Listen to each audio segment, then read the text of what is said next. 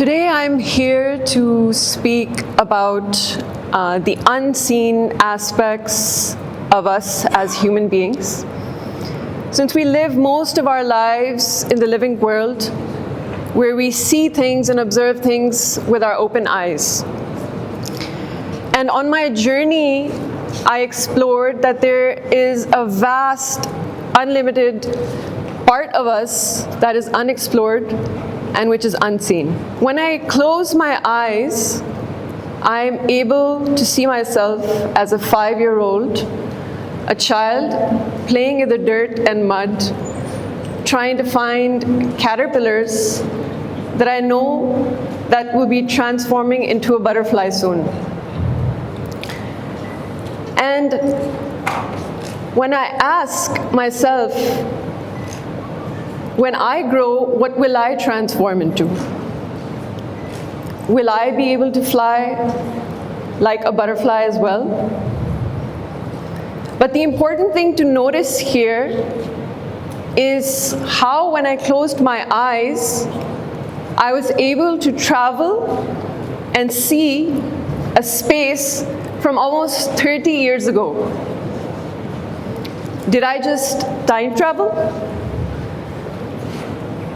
There is unlimited possibilities of the mind that we have not yet explored, because either we are in silos of science and there's another silos of spirituality and religion. My personal curiosity when I started off on the journey of my own discovery was to see how these two aspects intersect, because the only way we can truly discover the reality of our life and our potential is by seeing where these overlap. So as I grew older, the innocence of these questions as a 5-year-old began to transform into far more serious questions. That what is the purpose of my life here in the world? And if I am to experience freedom and love, then how will I be experiencing those? And I looked into books, as most people do when they want to seek knowledge. They ask elders. I also too went to scholars, went to my teachers, went to peers, psychologists, sociologists. But the only knowledge that truly resonated with me was the knowledge that came from the Sufi tradition of spirituality and metaphysics. And so I longed to know a guide or a master who I could be taught this knowledge from. I read about Ibn al-Arabi, I read Imam Ghazali, but I really truly wished if I could sit and quench this thirst of my curiosity with a living scholar. And so, lucky for me, blessed as I was, I came across Khwaja Shamsuddin Azeemi, the author of Parapsychology, the Art and Science of Sufi Meditation. I instantly went into his tutelage and entered into the Sufi school of spiritual sciences. There I began to practice and learn as a student what aspects of the mind that science has yet not explored. So I would like to ask most of you, as we spoke about memory just a few minutes ago, how many of you dream? You have dreams. Where do we go when we dream?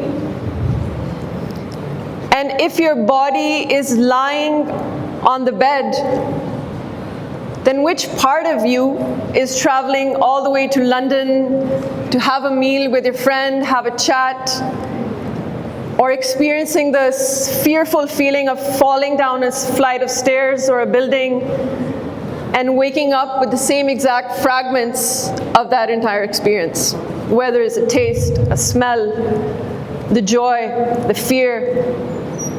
Who is this living part of you that is having all these experiences? Why is it important to speak about this is because we are living in outward reality, or a life that we outwardly experience, but we are blind to the inner reality that is functioning more and more and more, farther more deeper of our existence. So as I went along onto my journey, I wanted to go deeper into the science of the mind, and I opted to learn more neuroscience from the Center of Applied Neurosciences, where I explored that the mind also has multiple dimensions. All human beings are not designed the same way. We are shaped by either our genetics and then later transformed through our environment. So in order to really ascertain what aspects of are the most highest in dimensions, it's important to evaluate and assess ourselves on a daily basis. What drives me? What sparks my curiosity? What kind of questions bother me at night? What really makes me passionate? These are all those questions I feel like we ask ourselves when we are young and innocent, but we forget to ask these questions as we grow older and become lost in the matters of the world. Later, when I went into learning the inner aspects of spirituality, there's a practice that I had to do on a daily basis, which is called muraqabah, which is a Sufi meditation, which teaches you wakeful mindfulness, staying in a state where you are closing your eyes, allowing space to expand, and seeing the things and the questions and the thoughts that arise from within you. Those questions, those thoughts are speaking to you. They are asking you to pay attention towards them.